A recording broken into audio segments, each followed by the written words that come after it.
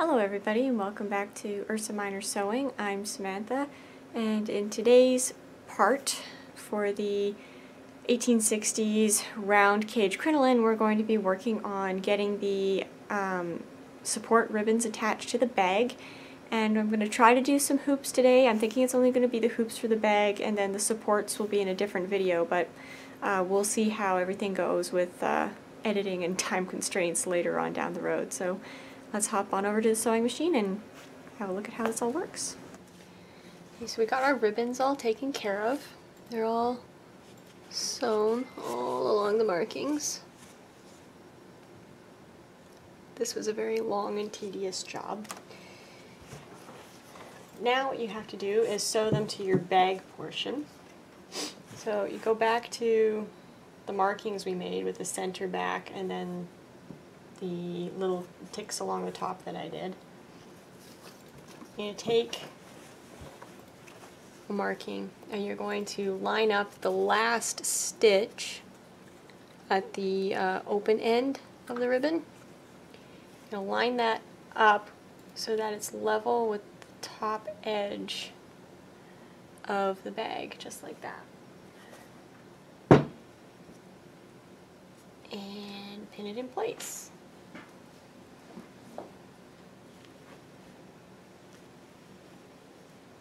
And repeat 7 more times.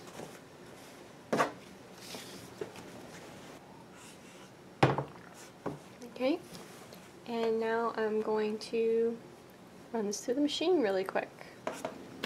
Just to give you a little preview of how I've got this set up. This is sitting fairly close, the needle's fairly close to the top of the bag here. You could probably risk a full 1/4 inch seam, but I'm going to go a little less than that just to make sure, and you want to go forward, then back, then forward again to give it some stability.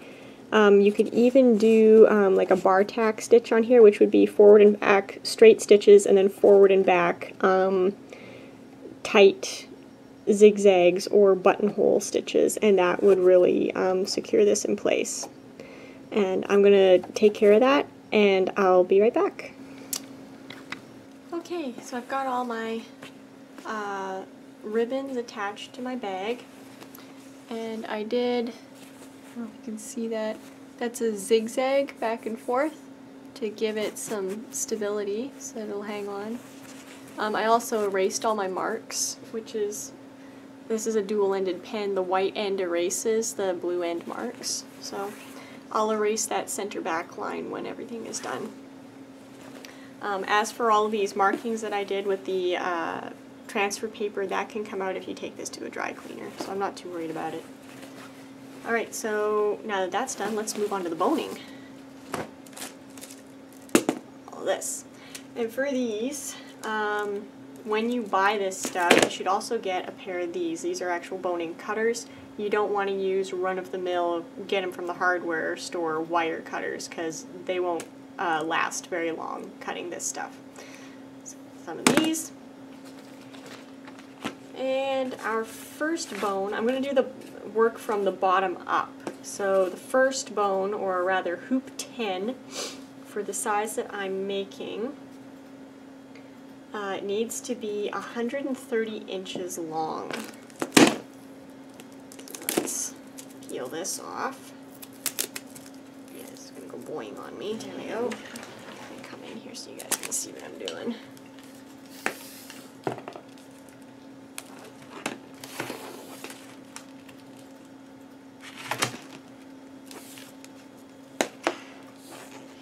This stuff is really hard to work with.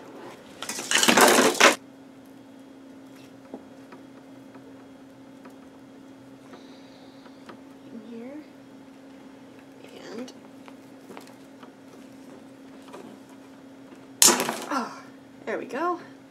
That's one bone.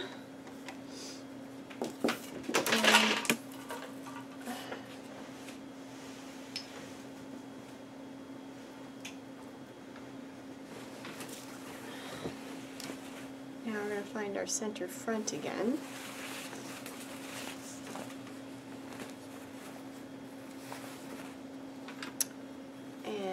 this one goes right to the bottom.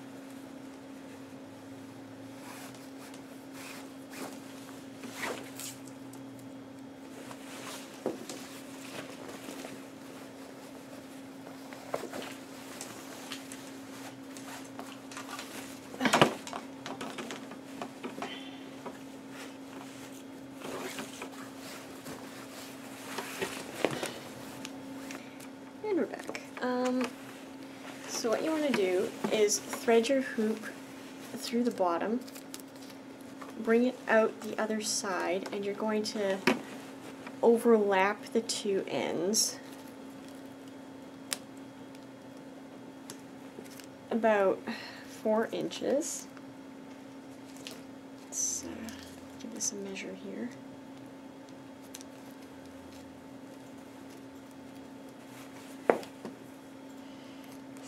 So hard to work with. There we go. And then you're going to fasten it either with a hoop clamp or with what I'm just using some masking tape.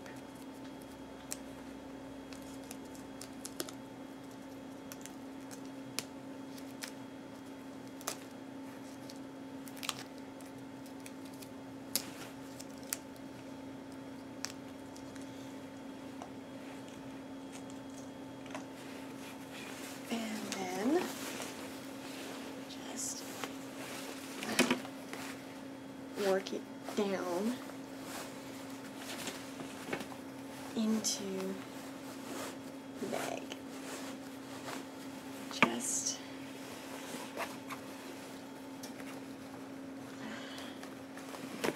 oops. Let's not tear anything.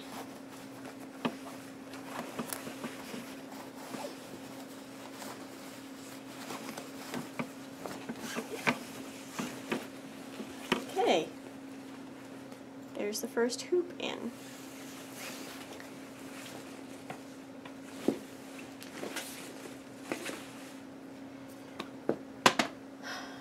And now that you've seen me do that, I'm going to cut the other ones now.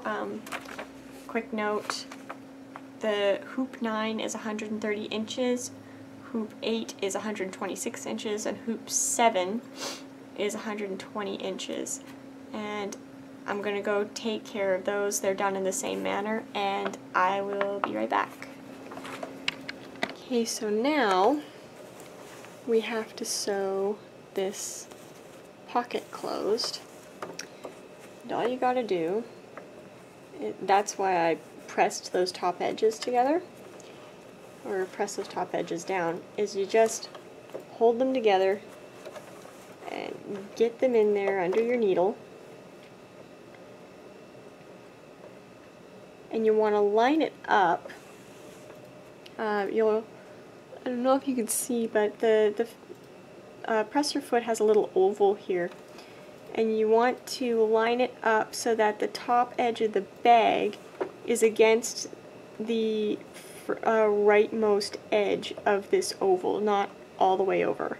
Because you don't want this stitch line like way down in here.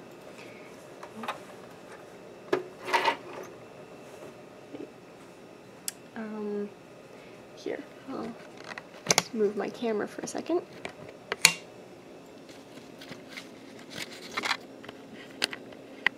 And come in here and show you.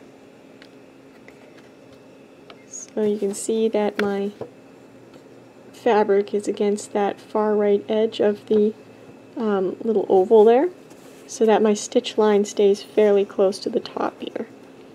And it's going to close up that seam. So I'm going to take care of that, and I'll be right back.